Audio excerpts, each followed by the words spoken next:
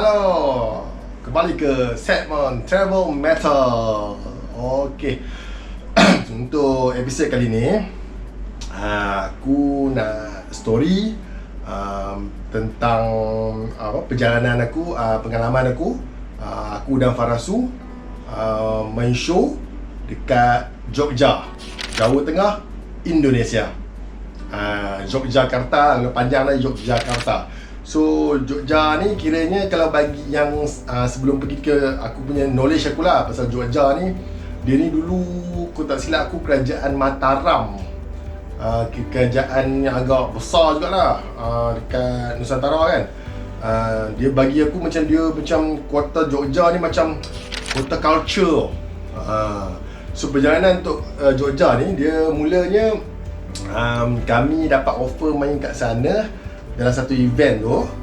Event tu diorang, aku tak silap aku, event tu antara event metal yang tertua di Indonesia ke ataupun di Jawa, aku tak pastilah, tapi nama event tu Jogja Brabant. So event yang keberapa aku tak ingat Jogja Brabant, nanti aku letak kat flyers. So kami dapat main show tu. Show tu aku tak silap aku hujung Disember 2015. So show tu dia selepas aku tak silap 2 minggu ke seminggu lepas kami main show dekat Rock the World 15 kat Bukit Jalil. So bila habis show tu kita orang start prepare lah untuk ke Jogja. Sebab aku rasa teruja tak Jogja sebab first time, tapi Farasu second time.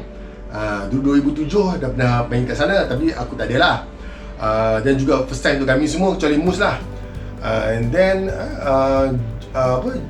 Jogja ni kira dia Jawa Tengah tau. Dia lain ke orang kata keterujaan nak pergi tu sebab aku tahu kat situ ada Candi Borobudur. Aku tahu kat situ ada macam tegala-tegala lama sejarah Kerajaan Mataram. And then kalau tak silap aku Gunung Merapi pun kat situ. Ada banyak kawan-kawan Gunung Merapi kan.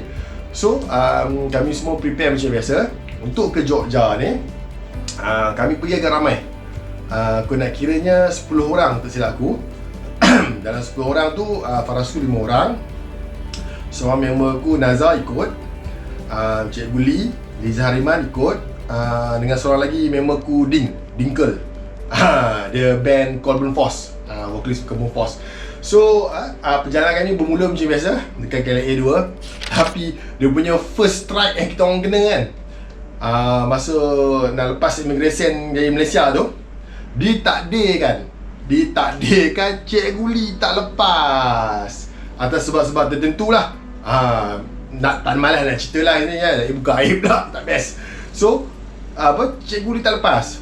So kita orang lepas semua, daripada 10 tu 8 lepas. Macam Baim dia duduk Jakarta. Kita orang manager Baim dia duduk Jakarta. So dia set up kan macam biasa lah, set up untuk kami semua untuk kat Jogja. So dia dah pergi awal Jogja. Dia pergi awal untuk set up tempat tinggal, transportation apa semua, yang dia deal dengan organizer semualah, apa benda nak buat. Itu memang tugas-tugas manager untuk pergi tour lah kan, untuk pergi show kat luar. And then tak apalah, dia takdirkan kami pun kehilangan seorang official photographer lah. Kan, tak dapat nak buat macam mana kan. So sangkut kat situ, kita orang semua pergi. Flight kalau tak silap aku dalam 2 jam setengah. And then kami turun di airport Jogja. Aku pun dah lupa apa nama airport tu. Bila kita orang sampai, dah check out semua, ambil barang semua, si Baim siap tunggu dah. Abang Rahim kita ni dah siap tunggu, siap dengan 2 biji kereta. Memang kami macam wah best betul lah. Kira macam rasa macam perjalanan tu jadi daripada frust yang tadi seorang sangkut tu, tiba-tiba jadi macam segar balik. Rasa macam semangat balik kan. Okay, no problem, kita go on. Sampai Baim ambil, lepas tu kita orang semua bagi-bagi tak barang kereta semua. Kalau tak silap aku kami dapat 2 biji Innova kot, macam tu lah. And then Baim dah setting organizer yang pasal rumah semua. Kita orang kan tak ambil pot, tapi bagi kalau kita ada pembahagian tugas, so hal-hal tu bagi Rahim semua settle. Kami just follow kat situ. So kami just tumpu nak main show, perform kan. Okay. And then Baim bawa satu lagi Mak Jai bawa kereta kan. kita orang pergi ke tempat, rupanya dia bagi kami homestay lah. Sebiji rumah tu homestay, kami semua duduk situ lah. So sekarang kita orang tinggal 9 lah. Okay. Nak jadi cerita, sampai ke homestay tu, turun kereta, dekat homestay tu punya depan dia macam rumah agam lama tau. Depan dia lama Freemason baik cantik ya. Kat situ dia cakap, wah rumah Freemason ni, style. Dia orang pun cakap, no problem, kita lepas ni kan. Okay. Dia masuk, memang luas rumah tu. Bilik pun kalau tak silap aku ada 1, 2, 3. Bilik ada banyak, kita orang ambil 4 kot. 4 bilik, so 2, 3 lah. 2, 3. 2, 4, 6, 9 orang lah kan. So kat situ kita orang lepak dulu. Dah sampai penat-penat semua kan. And then time tu kononnya mula-mula organizer kata nak datang lepak-lepak sembang-sembang. Kita orang tunggu jugalah. Tunggu sekali tak jadi datang. So tak apalah, kita orang pun ambil inisiatif. Kita nak keluar ke jalan-jalan ke kota Jogja kan. Sebab tadi tu dah petang lah. So kita orang keluar, macam biasalah kita pergi cari makan. Sana paling senang cari nasi padang lah. Jumpa nasi padang, and then makan-makan apa semua. Tu untuk first day sampai kan. Ini malam tu kami semua macam rumah tu dah tempat masak, ada semua barang-barang komplit lah, homestay kan. So tak apalah, kita orang pergi cari, kami pergi cari macam ni lah, Tesco ke apa, mana-mana yang besar. Jumpalah, aku tak ingat lah nama hypermarket tu. Pergilah cari, tapi yang kelakar dia, cari, kami cari serbuk rempah-rempah ratus lah, kari apa semua. Tak ada ni, jumpa kunyit je.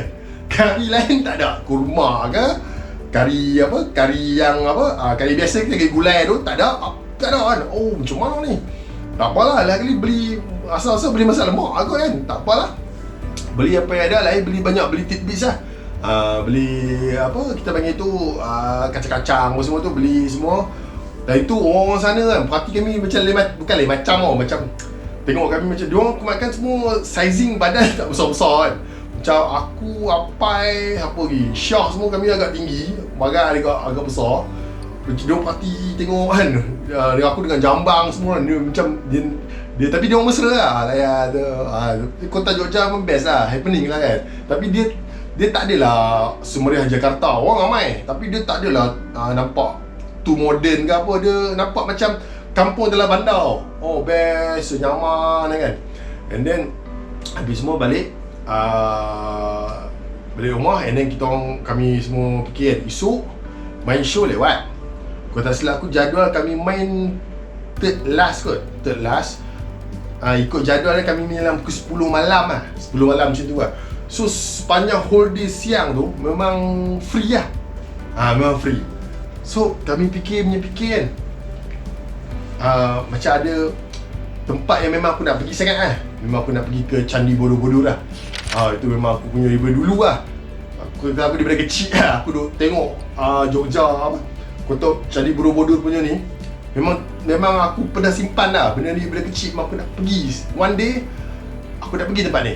Ni kan aku dah dapat peluang tu. Nak bincang semua, kami cek perjalanan ke sana berapa jam semua. Kalau tak silap aku lah 2 jam, 3 jam ke tak adalah jauh sangat, tapi okey lah kan. Okey, macam super macam KL pergi Ipoh macam tu lah. And then kita orang semua set up, semua cantik. So kita orang bajet pergi pagi, keluar pagi, kira sebelum maghrib petang tu dah kembali ke homestay, and then boleh siap-siap and go out to venue lah. Okay, so kami pun kumpul semua bincang. Korang start gerak, tidur, bangun pagi. Sana yang best, azan subuh memang awal lah. Sana subuh awal lah, pukul 4 tu kan. Dia banyak azan tau, sebab sana macam banyak pesantren tau. Azan aku tak silap aku, azan subuh tu dalam 4-5 tempat lah sekali azan kan. So semua mesti terbangun lah kan, terbangun jaga. Lepas tu dah siap-siap semua. Okay, now kita gerak ke Candi Borobudur. Okay, dia sebenarnya lagi satu antara punca nak pergi ke Candi Borobudur ni. Kalau korang ingat lah, Metallica aku tak silap aku pernah bergambar dekat Candi tu masa diorang pergi Indonesia, masa diorang main kat Indonesia tahun 93 kata aku. Diorang dah pernah singgah kat Candi Borobudur. Diorang dah bergambar dekat candi. Kau tak silap aku, diorang ada muatkan dalam live Binge and Purge. Diorang punya dulu video lah, dalam zaman VHS kan. Gambar tu dekat cover Mak Jai ingat. So that's why kita lagi yang rasa semangat nak pergi kan. Metallica dah sampai, kita kena pergi kat try kan. Okay, pergi terap. Sepanjang perjalanan tu macam biasa, Monty makan-makan. Time tu aku dapat minum air kegemaran aku kalau pergi Indonesia. Aku suka minum Taps. Dia teh botol soda. Dia bukan teh botol air tea biasa tu, dia ada soda. Memang aku punya favourite lah. Setiap kali aku pergi ke Indonesia, aku cari air ni, Taps, T-E-B-S. Okay. And then perjalanan mula. Sepanjang jalan tu memang boleh katakan jam juga. Tapi bergerak. Cuma dia tak ada dah start sebab tak ada gerak langsung. Dia gerak. Lepas tu ada sekali tu tengah dia bawa banyak ke accident. Accident motor laju. Tak tahulah, motor laju dia jalan sempit tau. Pom langgar. 2-3 kali aku tengok. Jadi macam benda tu jadi macam kebiasaan tak. Tak apalah. And then dalam lepas 2 jam lebih macam tu kot. Dalam pukul, kalau tak silap aku 10 pagi ke 11 pagi kita orang sampai sana. Sampai sana ramai. Betul nak parking tu, cari parking jelas tadi. Kami pergi yang dekat sebelum nak pintu masuk tu kan. Pergi slow. Ada seorang mamat metal tau jaga. Aku pasang dia pakai baju turbidity je. Baju band Indonesia turbidity. Aku nampak kan. Lepas tu macam dia pasang kami. Dia tengok semua pakai, wah ini semua metalhead kan. Dia ni, dia tolong jaga bagi kami dapat parking semua. Rupanya dia jaga parking situ. Dia jaga situ. Dia turun. Lepas tu yang best je, betul, dia perasan kami ada pakai baju Farasu kan. Baju Farasu, dia tegur, dia cakap yang manggung malam ni ke di XT di Jogja Braber. Saya ya. Lepas tu dia cakap malam ni dia datang, insya-Allah. Okey lah, kita orang bagi tips sikit. Jaga pergi ni lah, turun untuk masuk ke Candi Borobudur lah. Kan. Ke cerita yang candi ni memang agak adventurous lah. Memang best. So kami semua, aku tak ingat bayaran masuk berapa, tapi macam biasa kita ada Rahim, Cik Baim kita. Okay. Dia harga lain tau untuk foreigner dengan untuk local. So bila Baim yang pergi beli, dia tengok Baim dia bajet. Baim punya cakap Indonesia memang kan macam orang sana tau. Terus ke local. Terus ke local. Rasa tak mahal sangat lah tiket, tak ingat lah berapa. Tapi sekarang orang cakap mahal gila. So dapat semua tiket. Okay, mula bajet bila masuk terus nampak candi tu tau. Rupanya tak. Masuk, dia macam ada ni lah, luas jalan dia, orang ramai kan. So jalan tu nampak ada macam orang naik gajah semua. Dia macam tempat pelancongan. It's very interesting. Memang kita tengok macam wah, memang rasa macam hijau, aman, cuaca pun best kan. Okey, tak apa. So jalan. Lepas tu dia sampai satu part tu, nampak Candi Borobudur tu tersergam. Dia tu wah, nampak. Terus memang terkejut tu. Wah, macam ni dengan cahaya dia apa semua tu. Terus ambil gambar kan. Wah kan. Tadi tu nampak macam bermula bajet lah kan. Bajet macam malas lah nak panjat tu kan. Tapi kalau dah sampai, so macam rugilah dia tak panjat. Lagi satu bila panjat nak bergambar, sebab dia punya vibe dia lain tau. Dia punya vibe dia kan. And then kita orang pun slow jalan. Lepas tu dia macam Candi Borobudur ni, dia punya tangga dia macam 4 bahagian. 4 bahagian. So dalam 4 tu dia bagi 2 untuk naik, 2 untuk turun. So kami pun pergi naik lah. Lepas tu dia punya anak tangga dia tu bukannya macam tangga flat tau. Dia punya anak tangga tinggi tau. Tadi tu aku kagum macam mana zaman-zaman ini zaman Buddha kalau tak silap aku. Yang zaman orang Nusantara yang belum Islam. And then kalau tak silap aku zaman BC tau. Zaman before Christ tau. Zaman sebelum kelahiran Nabi Isa lagi. Memang orang kata kita punya tamadun yang awal lah. Memang dah macam tu punya, bagiku dah macam tu punya sophisticated tau. And then dia punya tangga cantik, susun batu semua kan, rapat elok cantik. Macam ush, gila betul kan. And then kita orang naik sikit. Bila naik kita orang pusing. Dia bertingkat-tingkat kan, bertingkat. And then naik. pusing. And then kita orang apa start tu lah bila naik tangga kan, tangga cantik, pusing.